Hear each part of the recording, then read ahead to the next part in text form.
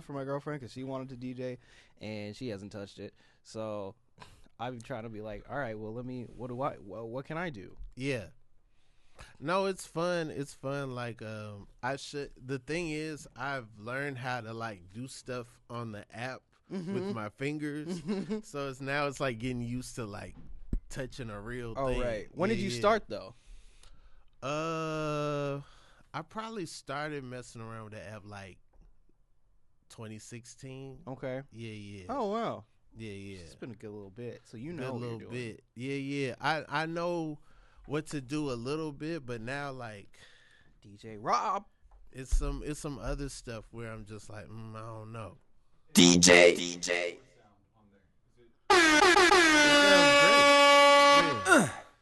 Damn, son, where'd you find this? This is a certified hood classic. Rob Haze. Oh, there you go.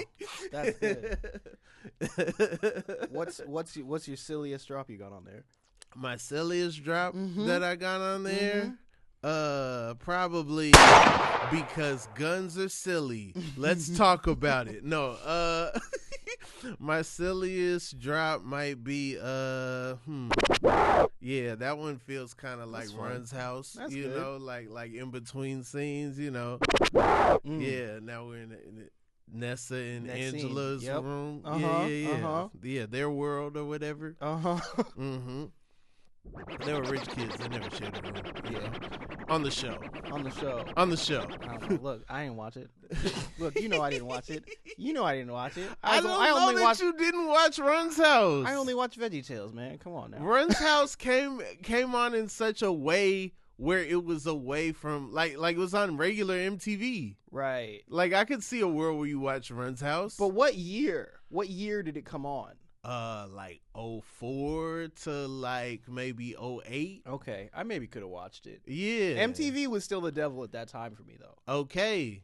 MTV was the devil? MTV was, yeah, it took a while. It took a while for things to not be the devil. Honestly, MTV was making cases to be the devil, though. Right, but if they you were ever doing it. watch like the interstitials of MTV, especially during like the award shows, it was on some like, isn't demonic stuff cool? Yeah. Yeah. We like the devil. 666, bro. Right. It's some black liquid leaking out of a TV sometimes. Oh, you know what? I feel like I saw that, but I thought it was like a one of those commercials about like not smoking.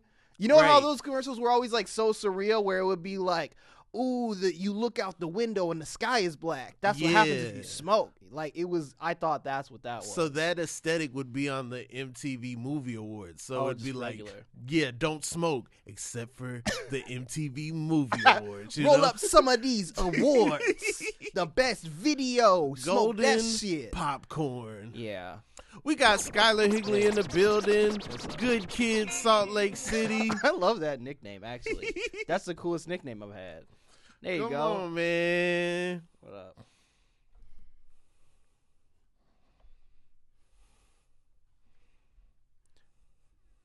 That's too hard. That's too hard for me. This too hard for That's you? too hard for me. You know. They talking about nothing. That song's about podcasting. Oh, okay. Ain't talking about nothing. They ain't talking about nothing. Huh? What are they talking about? Oh, it's All nothing. right. Yeah. And that's what we're going for today. Turn the TV off. Turn on a podcast. Yeah. Turn on the laptop. You know, turn on the monitor. Yeah. Turn on the cell phone. Come on. Get Rob on the phone. Get Rob on the phone. Skip the ad. Don't Honestly, skip the ads. Sorry. I do like that idea, and one day we should have a calling component. Oh, yeah, everybody's doing that now. You got to get on them. I didn't know if everybody's doing it. Never mind. I don't. No, wanna you can do it. You can. No, do it. I don't want to do it. No, everybody's doing it. No, do it. But here's what I'm saying. Here's how you switch it up. Also, I didn't like how you did my voice. I didn't like that. No, that was the consensus voice. That's not my Skylar voice. That's what people do with that. Listen to how I sound right now. The Skylar voice is like, oh, everybody's doing it. No, that was like when everyone says something at once. Right. It collectively makes that voice. So everybody's doing it is when like billions of people say it. The listener will comment and go, that does sound like him. Man, but no, here's my pitch for you. You do it, but you also post about it in like not on where you would post about the podcast. Like you go on to Craigslist and you go call this number if you want to be on like the radio or something, or leave a voicemail or something like that, or have call it just in a weird place. So then you get like weird ones where people don't know what they're calling. That's interesting. Yeah, man, I innovate. Hey, what they pay me for, Okay, come on, man. This man out here, all the dream jobs. Come on, late night, after midnight. Come on, the Oscars, Conan, The Onion.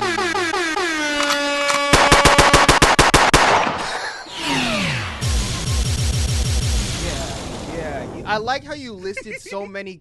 They're like it's like a lot of like white stuff, but with those makes me feel a lot better about my career. Hey man, competitive white stuff. Yeah, white stuff that when the application comes out, white people are stressed. Yeah, white people are hovering over a notepad at the open mic, stressed out. Yeah. Talking about it. That's how I found out about a lot of the due dates. Oh, was over hearing stressed out people. Yeah, man, I gotta have all these monologue jokes in by October 15th. And it's like, October 15th. Okay. You know how those shows will do you though? The shows will do you like, well, they'll be like, hey, it'll be like, December 20th or whatever, and then the shows will be like, that application's due December 26th. Right. And you're like, not only do I only have 5 days to do it, but you also got me writing through Christmas. Like, bro, like I can't be with my family. You want me to be just writing jokes for you? Yeah. Bro, I'm trying to talk to Santa Claus, and you got me what's Slowest John Oliver? News cycle. I'm trying to show how quick I am with the take on stuff, while all the stories are about, hey, we got the Doppler where the reindeer's coming through. Right. Yeah. Oh man, the malls are packed this year. Yeah, I like bet they are. It's the same thing as last year where it's like write some monologue stuff and you're like, well, okay, it's all just about how much money people are spending on shopping. Right. Black Friday, this much was made in the economy. There's like nothing that's different year to year. Mm-hmm. Damn. Like the year that the Cabbage Patch was eating girls' hair, that was a good time to do a packet. Probably that was good. That was good. Like like Christmas. Tickle Me Elmo. When that was going on, that was probably a good year to be like. But then they had other challenges because they didn't have screens. They had a typewriter. Oh, that's They had true. the mail. They had to, deal with the mailman. They stressed out. Here's the thing. A lot less screens, but then a lot less people were submit. Because then you would have to know somebody who was like, hey, you got to send this to this address. They write it on a piece of paper, and then you have it, and then you can type it on your typewriter. They don't even care if it was shitty. They were just like, all right, we'll read this one. Now, I mean, not to disappoint anybody, but I feel like a lot of people aren't like reading stuff anymore. Have you ever submitted for anything via fax? Man, I don't even know what a fax is. Fax machine? No, I do know Facsimile machine? I know what a fax is, but no, I have not submitted via. Come on. I applied for summer camp via fax. Whoa. That's where you got to call them up and see if somebody's on the other side by the machine, just so that it's like not just like thrown away or something. Oh, so you had to be like, hey, go check that box right now. Because I'm about to send this over. I have to call a business that doesn't know me. I'm applying. Wow. They don't know me. Wow. And I have to talk to enough people to get to the person to get by the fax. And I don't work there. Yeah. So were people, when you would call somebody to apply, is that the only job you applied by fax? It was a summer camp. Okay. It was a summer camp. So you probably had to talk to a teenager and had to be like, hey. No, I had to talk to an adult. I had to talk to an adult and try to convince them to give a scholarship to this teenager. Damn. Yeah. But did you get it though? I did get it. Oh. Yeah. Was it one of those? So I went to a lot of summer camps. Was it one of those like themed ones? Like I did Boy Scout camps that was like president themed and it was like weird. It was a debate camp, but I do want to hear about this presidential themed Boy Scout camp. We had, I don't remember that much because there was all these like different, if you're in Utah, which is where I grew up, represent, West Side, I don't know. And You should know what direction you're from. I'm from. No, because I was west and then I moved There's east. only so 6 cardinal directions. You know what I'm saying? 4 both. cardinal. There's four four cardinal. but then you got the and other then you ones. got the other ones, which are just combos. Right. It's not this green, orange, oh, you got to learn other colors nonsense. Right. You know what I'm saying? It's northwest, northeast, southeast, southwest. Well, I would say west. Okay. It just wasn't a thing like that there, obviously. I got you. Anyway. You're comfortable saying west. West side is West where side it gets is where, uncomfortable. Right. Yeah. What the fuck was I saying? Oh, there was a lot of like Boy Scout camps that would have different themes. Like one would be like Harry Potter theme, one would be like night theme. Okay. One would be like, and it'd be like a day camp that you would go for a couple days and do like activities. All boys day camp. All boys day camp. Yo, bro. I was cool as fuck. You not meeting no girls over the summer? No, with man. similar interests? No, not only all boys day camp, but all boys day camp where we were dressed up with little patches, like carrying around like sharp sticks, being like, what are we gonna? We would whittle, you know, when you see like kid, you know, but we'd be like whittling, and then. But nobody would know how to like actually make anything with a knife, so you'd literally just be sharpening a stick and be like, all right, well this stick is sharp. Let me go ahead and sharpen another one. Like, oh, you didn't stab nothing with the sharp stick? Well, people were being stabbed sometimes. I mean, you got a bunch of boys I didn't say and a bunch of little person. knives. I didn't say a person. Oh, I said nothing. Well, people were. I would. stabbed, of course. I would assume you tried to stab a squirrel or something first before you just go to a person. Yeah, people would do that. I mean, it's all that time in my life is hard to remember because I'm like, I know I was doing stuff like that, but I don't have any specific memories from that time. Heck yeah, block really. that out. That's yeah, kid you gotta stuff. block that out. That's you gotta kid block that stuff. out. I gotta grow up. One of the best things put down the about sash. science camp when I was a kid was there was a ton of girls there. Damn. Yeah, but none of those girls were like worried about us 3-4 dudes that were there. Right. Well, because you're all at science camp. Because we're at science camp. You was there with Neil deGrasse Tyson and shit. Yeah. They're not like checking for dudes. They're not like that. checking for us. Damn. It was one dude at science camp really, really, really into Bone Thugs and Harmony hardcore. And this is like a little after they're done being like in the forefront in Atlanta. Wow. Like they weren't like we weren't really checking for Bone Thugs at this time, but this person was hardcore CD player stuff. You know what I'm saying? Like these are the CDs that he had, so of course he's gonna defend it. It's not like a time now where you can listen to anything. Right. At any time. And where was this? Atlanta. And he was like a science nerd Ben kid. Carson Science Academy. Ben Carson. Yeah. And you had the little nerd kid like, I'm gonna invent a device to take me to the crossroads or whatever the fuck. Yeah, but like Ben Carson, we had to read Gifted Hands. He was a hero. Gifted Hands? Wait, Gifted Hands sounds... That's crazy. Gifted Hands. It's Ben Carson's book about how he was became a neurosurgeon. Oh, he was a neurosurgeon. Gifted Hands. Yeah. See, because I was thinking about like Boy Scout stuff. You start talking about hands, I'm like, got you. No. He's talking about how I'm ill at dicing up these cooking. people who are connected. You know, I be breaking the twins. He be like on the table. Yeah. My hands is gifted. You know. Hey, Dr. Ben. Yeah. Hey, shout out Dr. Ben. It's so funny. So then when he started getting involved in politics, it was like, oh no. Oh, sure. That was my dude. That's my dog. And, that's the one surgeon. Let me ask you this. Has there ever been a doctor somebody that goes by Dr. something that gets involved in politics that you're not like, just because look, you got Dr. Ben Carson. Yeah. You got Dr. Oz. You got Dr. Phil. They all got into politics and it was like, yo, don't. Right. Don't. Wait, Dr. Phil got in politics? Yeah, remember he was, not to bring it down, but he was on some ICE raids recently. He was over there. What like you need to do is you need to go to El Salvador. If you're really going to come over to this country and try to speak freely and go to college, you need to go to El Salvador. Listen here. Listen here, Jose. All right. There's been a lot of people saying that you don't have your papers and you need to go to El Salvador. Listen. Now, what does make you feel when you hear that? I know you say that tattoo is about MS Paint, but We know that what the M and that S stands for, and it's something that gets sent to El Salvador. Yep, we'll be right back. We'll be right back. Yo, also, hit that drop. That was so late.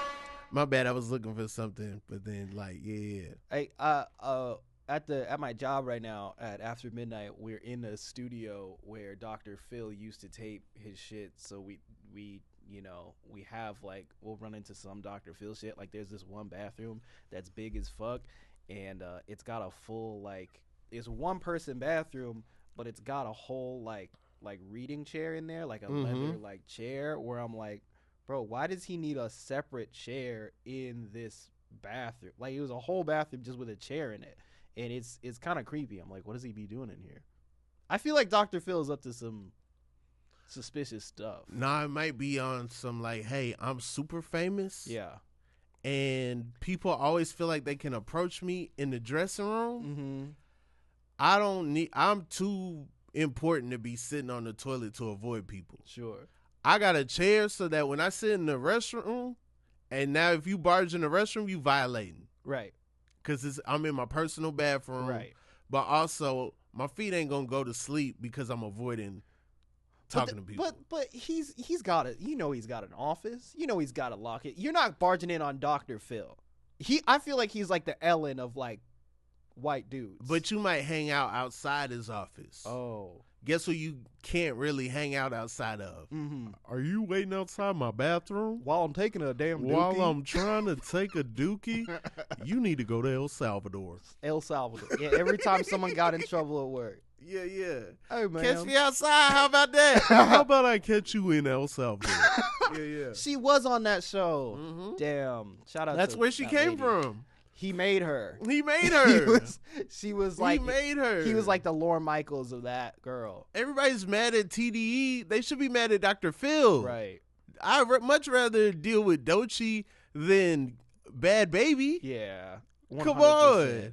100%. Well, Yeah. Doechii got talent. Bad Baby. Doechii's got talent. She's all over the place. The fans found a thing that she made years ago, and then they ran it up so much that it became a hit single. It's crazy how people treating her online. Right. I don't really. That's some nasty work. Whenever anybody finds my old tweets, it No, doesn't. It's not like that. It's not gonna doesn't run up. boost the album sales. No. The label's not calling like we got to put that tweet on the album. Hey, put that up, Rob. when you were saying, man, like ducks is like straight geese. What? For the record, for the duck community out there, that was an example. Yeah, That's not a real joke. Hey. I don't want you thinking that I really think that, or I'm out here promoting that information. That was just a riff by Skylar Higley. Yep. And if it was real, you would have been sent to El Salvador. Skylar, you grew up in Utah. Yeah. That's why I call you Good Kid Salt Lake City. I like it. What would you say you were the most into? What were you nerdy about as a kid? Oh, I really liked Harry Potter. Obviously, didn't know where that was gonna go, but I liked a lot of the nerd stuff just because that was like surprisingly acceptable. So I was into Harry Potter. I was fucking with Star Wars. I got really into Yu-Gi-Oh. This is crazy. They didn't let me watch like Pokemon because they thought it promoted like dog fighting. Okay. You know? And it's like, nah, it's rabbit fighting, turtle fighting, electric mouse fights.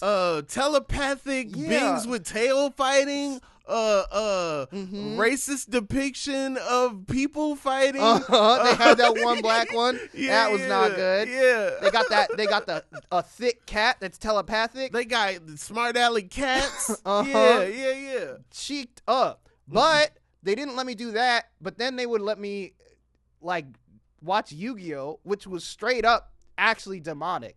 I don't know, man. The rules were all... Yeah, Yu-Gi-Oh was like you were attacking people's life forces, and then you would like... If you won a Yu-Gi-Oh game... Did you watch Yu-Gi-Oh?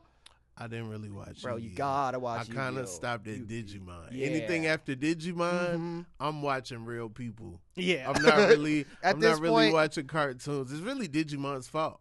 Oh, because was it Digimon was it corny like that? Like it was like, because I felt like Digimon was trying to be Pokemon, but they couldn't. They were like, oh, what if Pokemon was internet? And that just like wasn't tracking at the time. It was just like a culmination of different things that they were trying to do. You know, they're trying to have a hit. They're trying to be like Pokemon. They're trying to sell toys. Their prior toys that like are like Gigapets that you connect and they fight. Oh yeah, because you could do that. Yeah, but then they had Digimon cards, so they were just like, we don't know what we want to be. They couldn't pull it off. Yu-Gi-Oh though was that. Yu-Gi-Oh was hard. Yeah. Yu-Gi-Oh was a boy that talked to like an ancient like god basically. Okay. Who made him become like he like took his body basically, and there was some ancient Egyptian shit. It was like Hotep Pokemon, you know? Okay. There was like Onks and stuff, and like the cards you'd attack someone's soul basically. Like you have your monsters, you get rid of all the monsters, you attack their life points. And basically in the show, if you attack somebody's life points and then like basically beat them and they got to 0 life points, you basically banish them to hell. It was like it was like crazy. You were like in the shadow dimension, and that was like the game that people were signing up to play. They're like, yeah, I'll play Yu-Gi-Oh, blah blah blah, and then if you caught all 5 cards of Exodia, you put together this ancient monster. You basically could just whoop everybody, send them all to hell. That was the game in a kid's show. But see, maybe because hell is included, you were able to watch it. Cause like, there's no hell in Waynehead, so you can't watch that. You know what I'm saying? Right. But there's no hell in Run's house. There's no hell in Run's house. So there's a Reverend though. Oh, Reverend Run. Oh, see, I wouldn't. He even wears know. a Reverend collar. He's a Reverend. Listen, man, you got to put me on because I have not seen shit. He's like sending a little inspirational message from his tub on his BlackBerry at the end. Oh, yeah. Okay. Mm-hmm. I'll watch it. I didn't know. I didn't know it was recent enough. When I hear Run's house, I'm thinking of something from like the 1990s, where I didn't think of it as he has a BlackBerry at the end. No. See, Run's house is a song from '88. Oh, but it's a movie. I mean, it's a TV show from the like mid 2000s. You know, so it's like the theme song comes from Run DMC. Yeah. Okay. You know.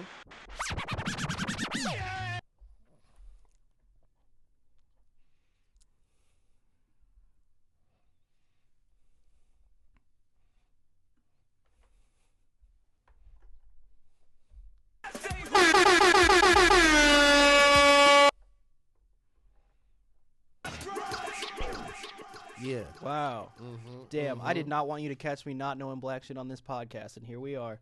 Honestly, Run DMC is one of them spots where you're allowed to be foggy in, I believe. Oh, good. I believe. Oh, good. Unless you are Mr. Hip Hop. Now, if you walk around I'm Mr. Hip Hop, right? Then it's like you better. I'm wearing you this better shirt, know you're Run DMC, right? If you got on a Run DMC shirt, you better know you're Run DMC. But there's some people that are like, their view on Run DMC is like they were super like they wasn't black enough. Oh, you know what I'm saying? Yeah. There's those people, you know, but then there's the other people that were like, but their first song was super black, so you need to shut up because they paved the way, and if they didn't go mainstream, the mainstream wouldn't have an entry point into the ill stuff that you love. Right. You know what I'm saying? So then there's that school. But it causes them to be in a time right where like after that time there's a lot of people who don't dive back in that. So is Run DMC, would you say that they are like the type of group that like 40 to 50-year-old white guys will really go up to try to, you know how there's these groups that white dudes try to be cool being like, hey, I know this stuff. I feel like Run DMC is one of those. I think they were set up to be that, right? Oh, okay. But the Beastie Boys took that thunder. Yeah, took that from them. But they help, you know what I'm saying? Like that's the same crew. Right. So they put out the Beastie Boys. Beastie Boys are openers, but then the Beastie Boys took that thunder, now white guys go super hard for MCA because it's a white guy. Right. You know what I'm saying? And that shit was just easy to understand. You know, they all say the same word at the end. You're like, got it. A little bit. Got a little it. bit. That's all they Yeah. did. I mean, I don't know Beastie Boys that well, but that's my understanding. I feel like I got you out of some trouble, And then I walked you into like maybe even worse trouble. Dude. You know what I'm saying? Man. Yo, Skylar's not Mr. Hip Hop. I'm not Mr. Hip Hop. Hey, I'm not like us. I'm not like No, us. don't say that. No, I'm not. No, don't say that. Hey, no, cut it. Don't say that. No, I'm just kidding. You can't say that. I'm sorry. I put myself in even more trouble. Right. This is what happens. You get me after work. I'm like, what should I not say? I don't know. Wait. Skylar, you know, we might as well talk about it now that we're right here. Yeah, we're right here. Yeah. It feels like a good time. Sure. As someone who writes on award shows, Mm-hmm. I do feel like that is the place. I'm signing up for my ideas to die. Oh. I'm signing up to, you know what I'm saying? It's like I'm the guy that practices shooting around Akeem Olajuwon. I'm just there to get blocked. Yeah. Get that weak mess out of here. Yeah, You know what I'm yeah. saying? Yeah. Get that out of my face. Mm-hmm. So you had the opportunity to do a current dope hip hop related joke on the Oscars where I don't know if you could even feel comfortable pitching that a lot of times because it's just not the place. Yeah. But of course, we're in such a cultural moment where hip hop is on the biggest stage. Yeah. And it's timely, and it's a joke about the Super Bowl. It's not necessarily a joke about the battle. It's just the battle was platformed at the Super Bowl. It's live event on live event.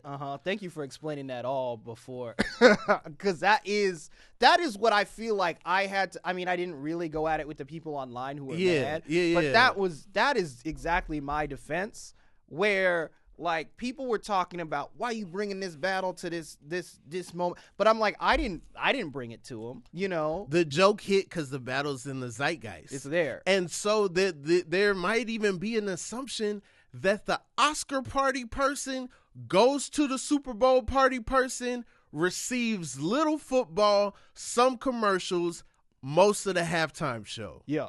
And so they definitely saw Kendrick look in the camera and say, "Hey Drake, yeah, I hear you like I'm young." You know what I'm saying? That's part of it. They saw that. It's big. It was a moment that they saw a couple weeks prior. 100%.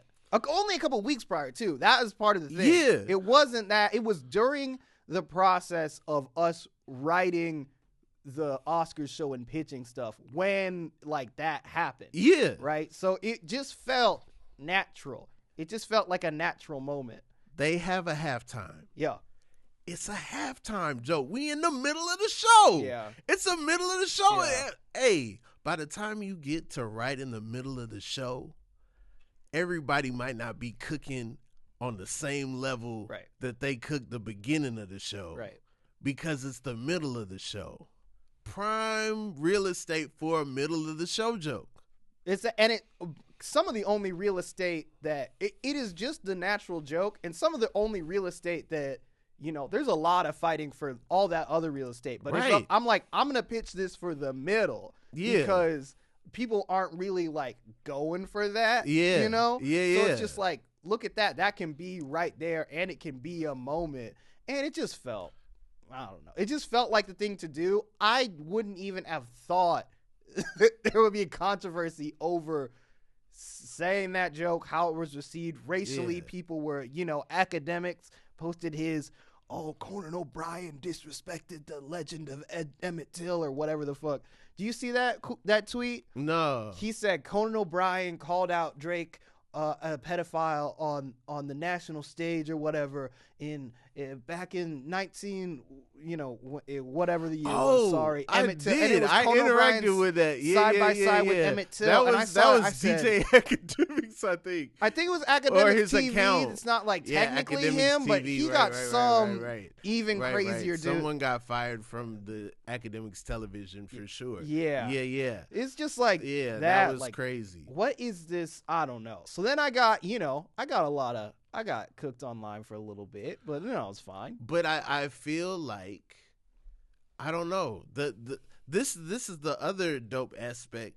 When you write for a Conan O'Brien, you're writing for someone who has a history as a writer. Yeah. Who's not gonna feel disrespected by you claiming you wrote the joke. Yeah. He was You know relieved. what I'm saying? He was actually relieved that I Right. did. You actually shoot him bail, and also the confidence to tell a producer, I bet you $50 is gonna work. Well, here's you know how what that I'm saying? happened. Like, to them, $50 ain't what $50 is to us, but it's like it's a number that's high enough that is like, I believe in this. Yeah. A 50 means I might have to go to the ATM. Yeah. I might have to go inside the bank and ask for a 10. I'm gonna have to go I don't have it somewhere. I don't have that on me in my. It was the I shouldn't number be I thought of in the expected moment. to have it on me. If I have it on me, it's already planned for what it's gonna be for. Exactly. Yeah. No, exactly. But when after the fact, everybody was like, "Hey, that he's a rich guy. You should have asked for more. You should have bet more money." But it was in the moment. It's not like I'm trying to take your bread. Right. It's like I'm trying to get this on. I'm just making a point right now. Yeah. I don't want you to think about losing $5,000 when my name comes up. Right. You know what I'm saying? But when I am going back and forth with you, you're gonna remember that 50. Right. Exactly. And it was the moment.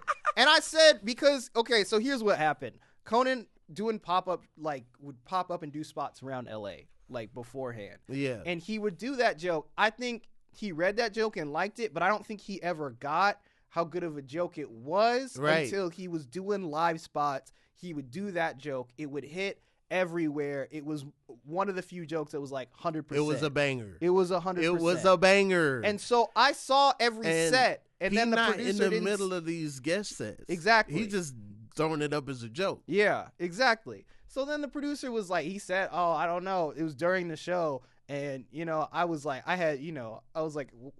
well, I've seen it work everywhere. And he's like, yeah, but this crowd, it's Hollywood. And I was like, all right, well, $50. That's how it happened. It wasn't like some I'm gonna pitch this and hey, by the way, I'll bet you $50 so I can get it on. It was He was questioning it. It was gonna go either way.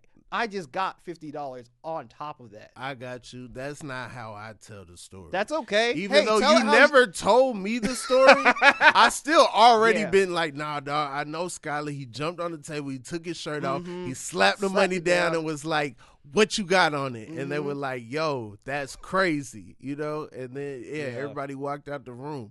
Conan gave him dap. He was like, man, done for the day. Skylar, you did that. Yep. Come on. That's, you know what? If that's how you want to tell it, that's how you tell it. Hey, put it in the history books like that. I fucking rolled a blunt with one hand, ate it. Yeah. That's how I did it. Rolled it. Wasn't anything in it. It was empty. Yeah. You can't even say he brought tobacco on the premises because he just brought the wrap. I just wrapped the backwood. He ate a wrap. Yep. Yeah. I said, put this joke on Peckerwood. Whoa. Now we're in trouble. Yeah. Now I've already been in trouble from this podcast. Don't put the clip of me saying I'm not like us. Don't say that. Oh no, I'm okay, not. Good, I'm good, not. Good, Yeah.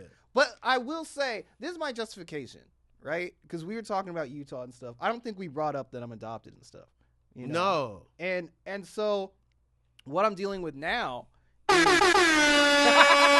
My man adopted. Hey man, adopted by white people. Yeah. Give it up. The thing is, now there's all of this shit, all these references, stuff that I didn't watch, didn't even hear about until I was over 20 and had moved to Chicago. That I'm like, all of this stuff, I'm like, yeah, I haven't watched that. But it's like way more stuff than I would have thought. Like back in the day, and this is racist, but this is where I grew up, I thought like the only black media I was missing was just like Tyler Perry stuff and some of the stuff that came on BET. But there's like so much way more black media than I even thought existed that I didn't find out about until. So like, okay, you go in the grocery store in Salt Lake City. Are you seeing the Jet magazine? Are you seeing the Ebony magazine? Are you seeing the Essence magazine? Are you seeing the Slam magazine? Are you seeing the XXL magazine? XXL I was seeing a little bit of because it was just like, that hip hop right. And that was starting to get only the stuff that got gentrified made it over. But see, this is making it sad because that means you're only seeing 50 Cent. Yeah. You're not getting Black Enterprise. Yeah. You're not getting Jet. You're not getting Ebony. You're not getting Essence. So you're not getting Black people with a different mindset achieving in a different thing. I was not seeing you the diaspora are getting at a all. tattooed rapper in leather with no shirt on, glistening. Yeah. That's what you're getting. No, you know what I'm saying? It was commonly accepted where I was growing up around, like, the friends that I was growing up with, that the best rapper who was Black was Tech Nine. Okay. That was like the core of, like, here's the cool rapper, and this is like our main dude.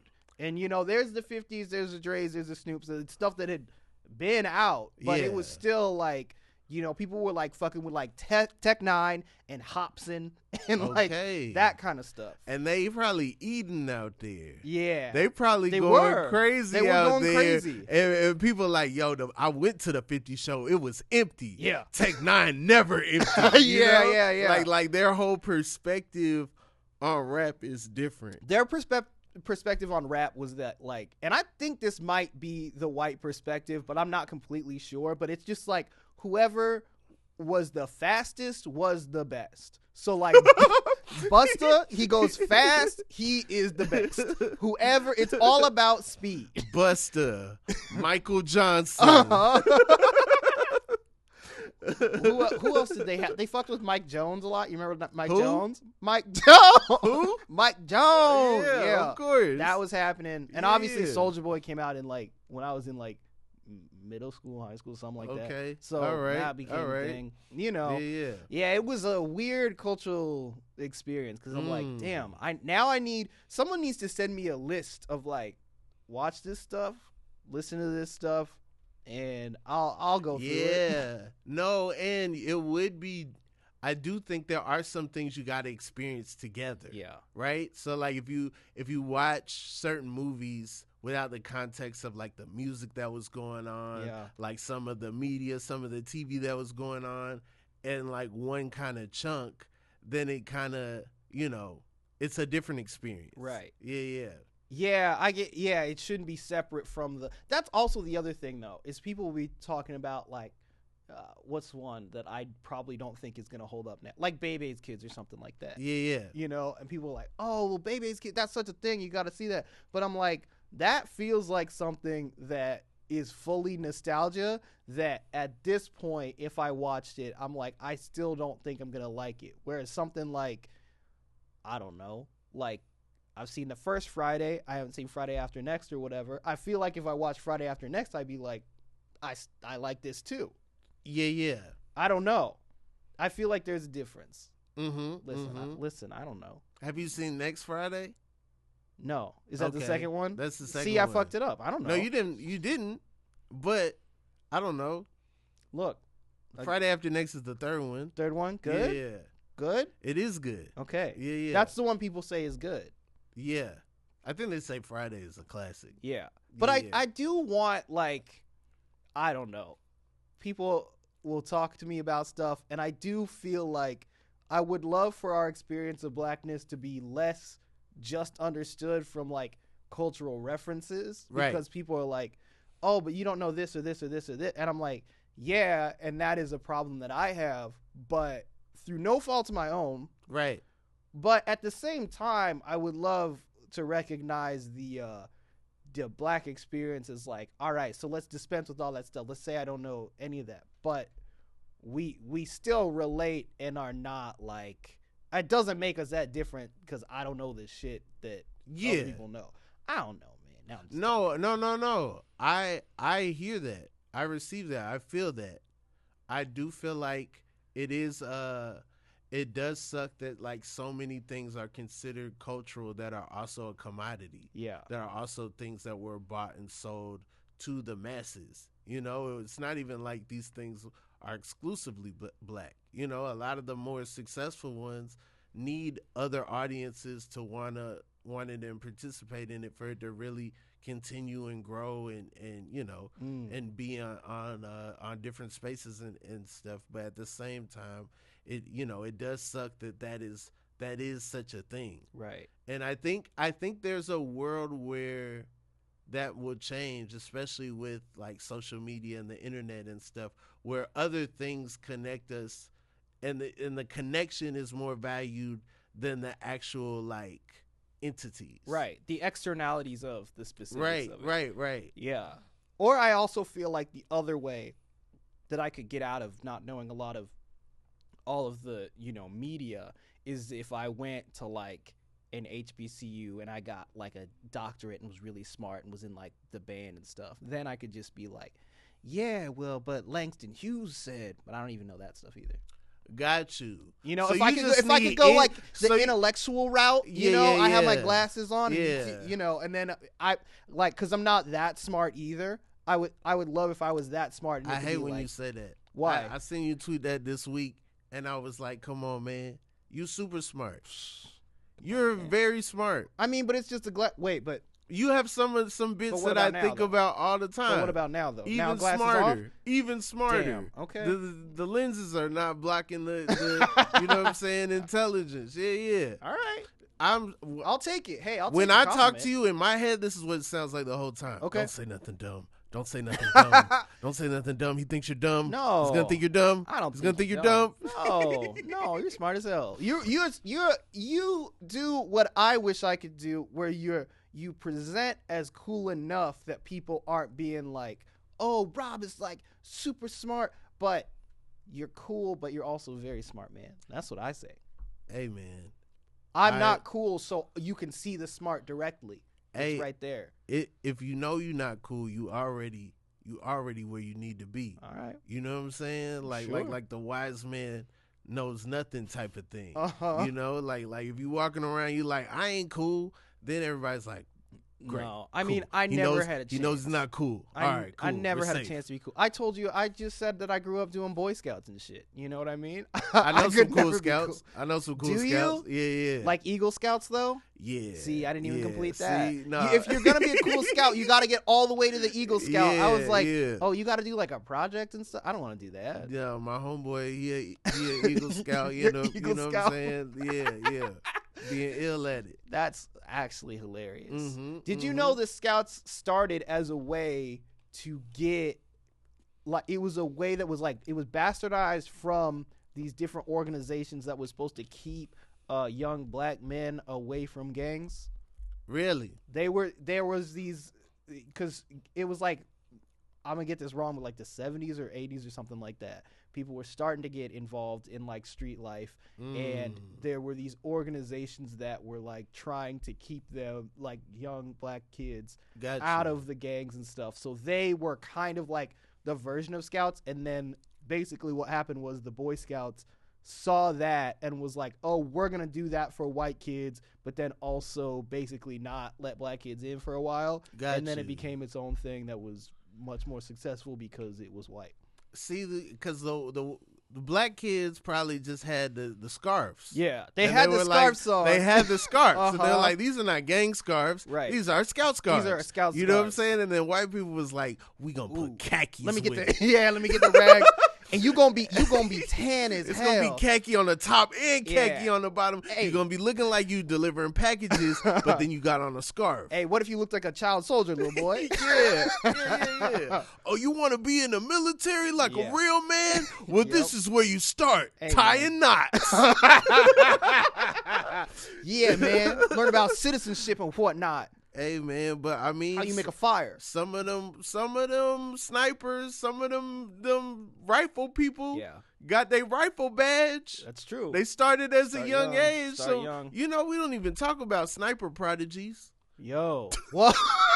There's got to be some sniper prodigies out there that was like, boy, hey, I gotta call somebody. Man. This boy shoot better than anybody in the whole community. And they got the scouts out there watching at the Boy Scout practice. Those the real scouts. The scouts looking like, ooh, he's got a lot of potential. Yeah, I could see him in Afghanistan. He's gonna be first round pick in the draft. First round.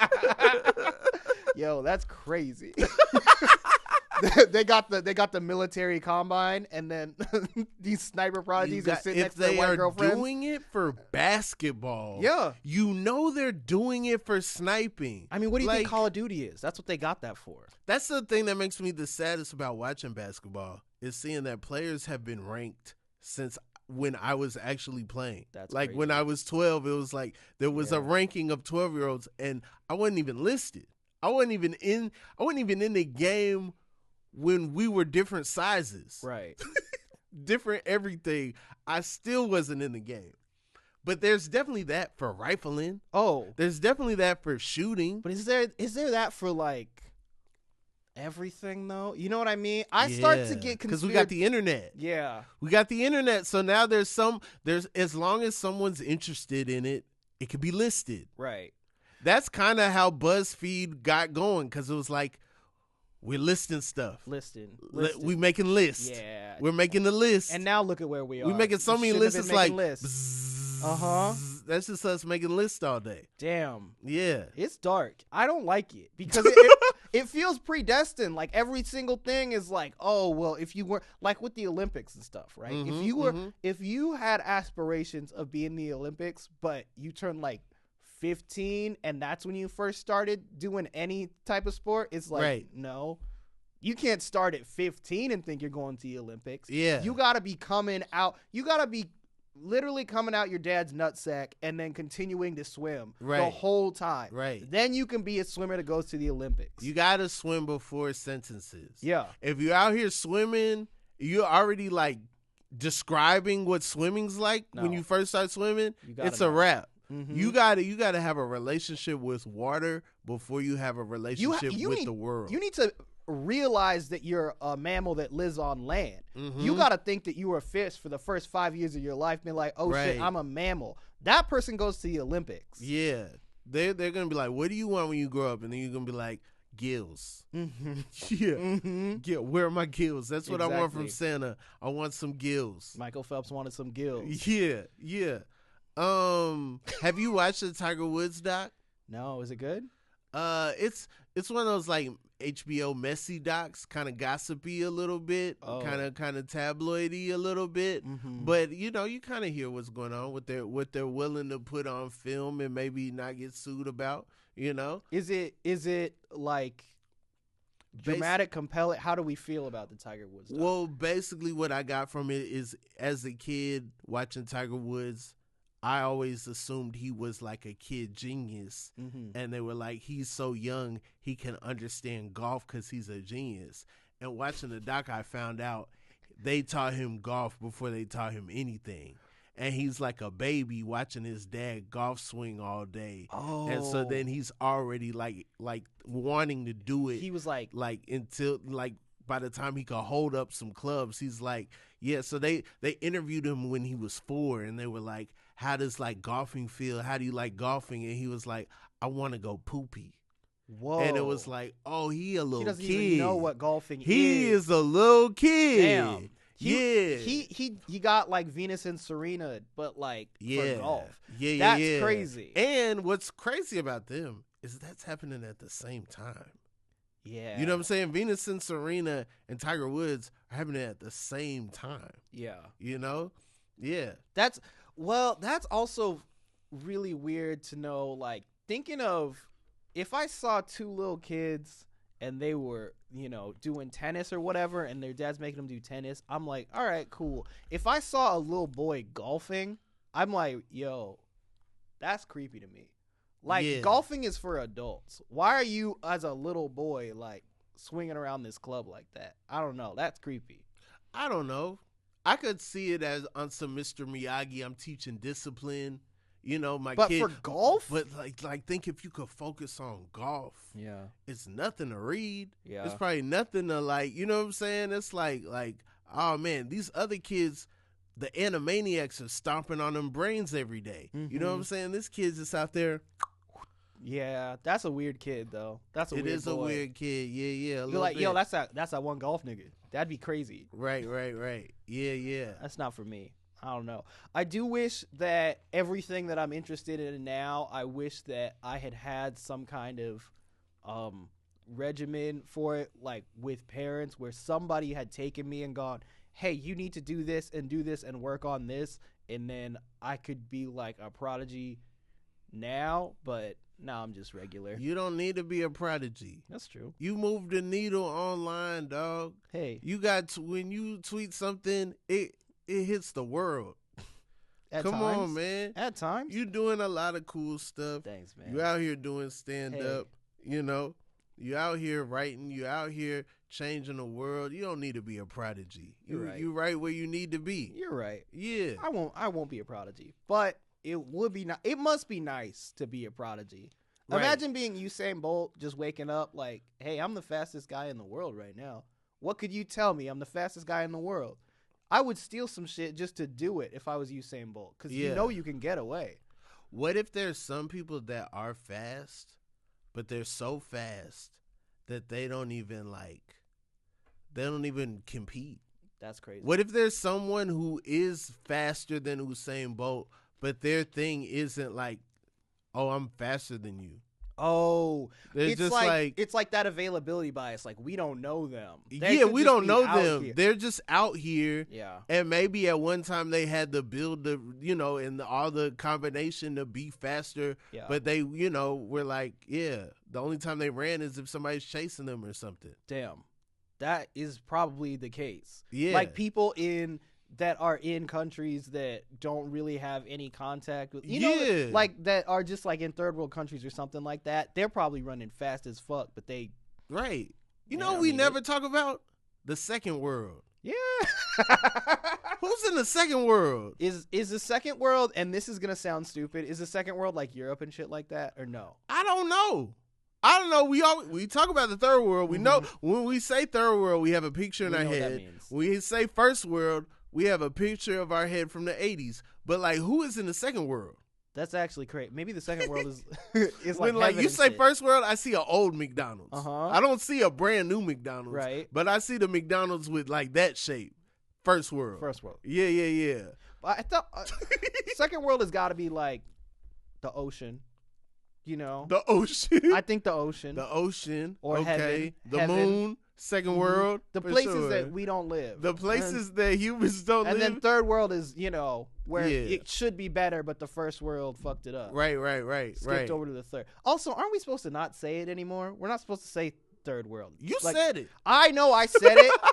I'm not saying I'm not coming at you. I'm just saying I said something that people, I don't know, people aren't going to be mad. But I think it's global south. You know what I mean?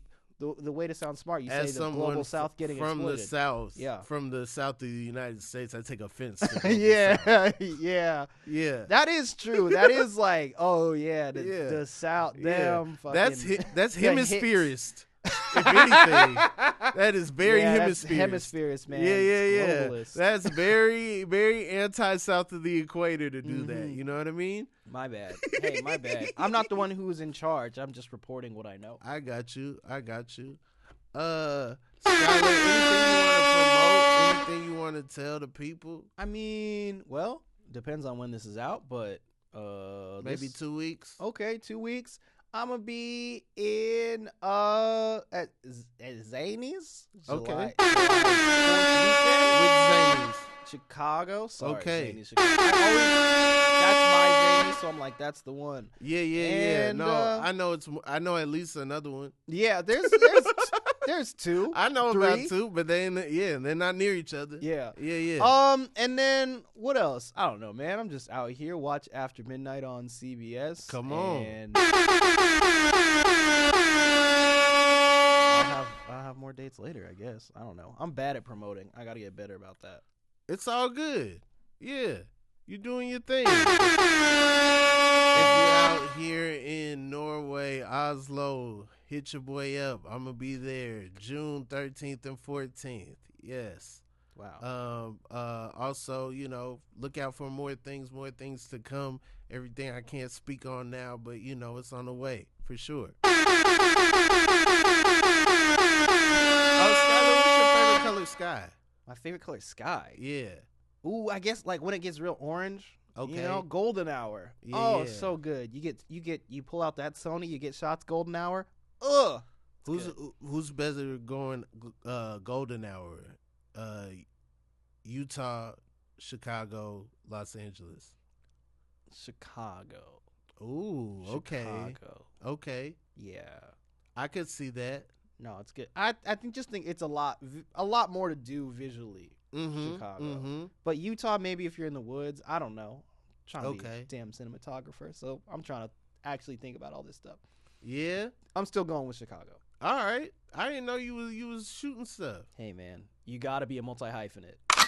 Yeah. Put down the gun, Chicago.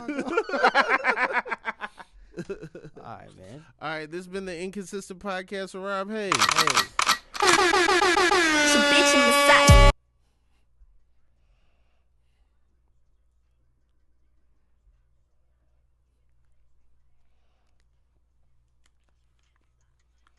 Oh man, fun as hell. That was fun. Thank you for having me, man. Yeah. Wow. My hair is so sweaty in these earphones. Oh really? I be